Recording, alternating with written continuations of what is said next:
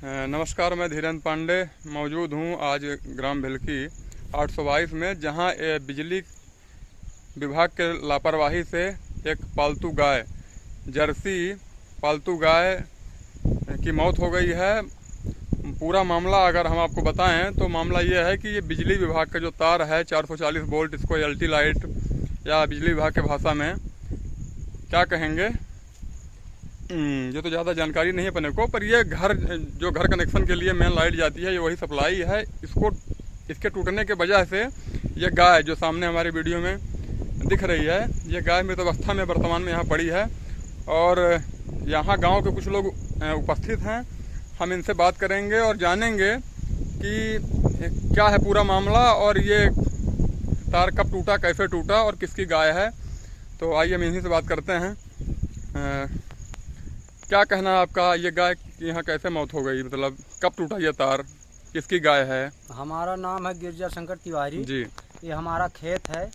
हम इसमें जब ये तार नीचे था, इसमें बैर में बांध दिए थे यहाँ तार, तो हम जेई साहब से बात किए थे और वो आए भी थे यहाँ। मैं उनसे बोला था कि यहाँ एक पोल गड़ा हुआ है, ये इसमें पेड़ में न बांध करके इसको ऊपर उसमें खंभे में बांध दीजिए। वो बोले थे हमसे कि ठीक है, हम उसका कुछ वो लगता है वहाँ पे, उसको मैं ले आ करके और बोल करके और उसको पोल में लगवा देंगे। लेकिन आज तक उसकी कार्रवाई नहीं की गई। हम जिस दिन रोपा लगवाने आए थे, पानी गिर रहा था, मैं यहाँ पे खेत का नखा बांध रहे थे और वो पेड़ जो था उसको मैं पकड़ा, उसमें करंट था, वो मेरे को भी करंट मारा था। जी जी। तो मैं सूचना भी दिए उनको कि ये उसमें पेड़ में बंधा हुआ है तार, ये करंट उतर रहा है, इसमें करंट मार रहा है, हमारे लेबल लगे हुए हैं, ये किसी को क्षति हो सकती है। और एक तार यहाँ टूटा पड़ा भी था। हाँ, यहाँ एक तार टूटा पड़ा हुआ था, लेकिन उसमें कोई कार्रवाई नहीं की गई, नहीं उसमें कोई ध्यान दिया। मतलब आपके बातों से स्पष्ट हो रहा है कि ये तार है में एक गाय आकर के फंस करके वहाँ पे उसकी मौत हो गई है और तार पूरा टूटा पड़ा हुआ है यहाँ पे, है ना। गाय की पहचान, गाय का पालक कौन है? गाय एक सफेद रंग की जर्सी गाय है ना। और उसका सेवक जो है तो रामसिया पांडे जी हैं, है ना। तो उनकी गाय की मौत हो गई है, वो यहाँ इस पार पर अभी पड़ी हुई है। तो आपके बातों से स्पष्ट हुआ कि मतलब ये तार लगभग कल रात को नहीं, काफी दिन पहले टूटा। काफी दिन पहले से टूटा। और इसकी सूचना आप लोगों ने दिया विभाग को? सूचना दिया गया था, तो विभाग द्वारा कुछ इसमें एक्शन नहीं लिया? कार्रवाई नहीं की गई है उसमें।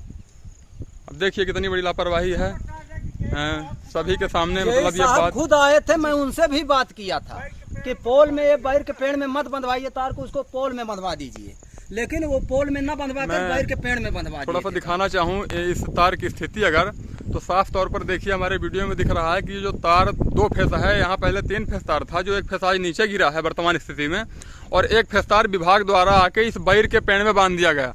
मतलब ये तार जो टूटा है, ये तार आज लगभग है, इन लोगों से जानकारी अनुसार ये तार लगभग आज 1 महीने 17-18 दिन टूटे हो गए। और इस दौरान विभाग द्वारा इसके सुधार कार्य के लिए केवल वहां से अपने कर्मचारियों को भेज के एक साइड का तार तो समेट दिया गया, दूसरे साइड का तार इस बैर में बांध दिया गया। और कल के आंधी तूफान में बारिश होने के कारण वो भी तार गिरा, उसमें करंट था। ये गाय यहाँ मृत अवस्था में पड़ी है, ये सामने प्रत्यक्ष प्रमाण है। और लोग मौजूद हैं यहाँ। बिजली विभाग की लापरवाही से इस गाय की मौत हुई, बिल्कुल लोग कह रहे हैं, आपका क्या मानना है?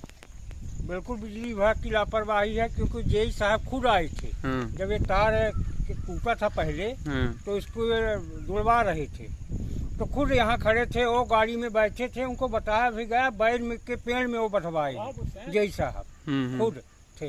तो ये खुद बिजली विभाग की लापरवाही के कारण ऐसा हुआ है, गाय की मृत्यु हो गई है।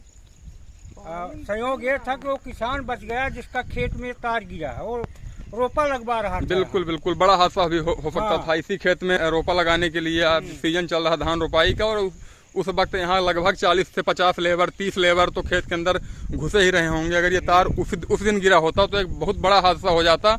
और फिर उस हादसे के बाद क्या होता है आप सभी जानते ही हैं कि हमारी सरकारें, हमारा प्रशासन जो है वो फिर बाद में संवेदनाएं व्यक्त करता, और समय रहते किसी काम को सही नहीं किया जा सकता।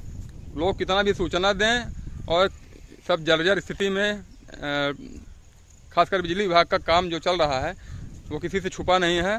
तो आपका शुभ नाम क्या था सर? पुष्पेंद्र प्रसाद तिवारी। पुष्पेंद्र प्रसाद तिवारी इसी गाँव के निवासी? इसी गाँव के। चलिए, धन्यवाद।